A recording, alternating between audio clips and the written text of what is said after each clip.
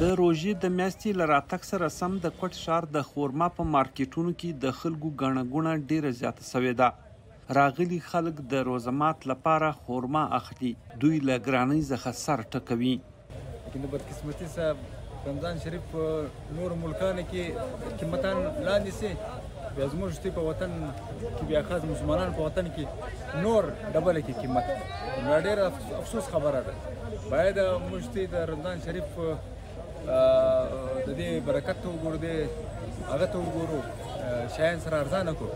لیکن بس موږ د ګټې لپاره تمام ناست دي، بس خیال فکر او اتر نشته چې چیک ان بیلنس ډېر کم ښکاري.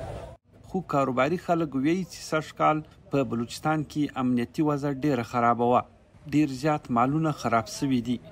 هر وخت د امنیتي عسکرو لخوا پلټنې او عملیات او د خلکو د احتجاجونو له کبله لویې لارې تړل سوي وې. زیات شمېر د خورما فصل په باغونو کې هلته له سټور کولو پرته خراب سوی دی. سږ کال کجورې څه کمزوري دي د مخکې، ولې سږ کال د لارې سره بندې دي، کمې راغلي دي. لارې د اکثره د بلوچستان د حالات بلوچستان حالات خو همیشه صاحب سره خراب وي، او بلوچستان حالات وجه لارې بندې خامخا لږ خرابېږي. کاروباریان وویل چې بلوچستان د ټول هیواد 45% خورما پیدا کوي. د مکران ډیویژن په بیلابیلو برخو کې د خورما باغونه شته. خلک د دې ځای خورما ډیرې خوښوي. 45 قسمه خورماوې دي. د بلوچستان خلک مزاواتي خورما ډیره خوښوي. دا توره مزاواتي چې دا په پنجګور کې هم کیږي ډیره، او په ایران کې کیږي ډیره. مزاواتي خورما ورته وایي توره.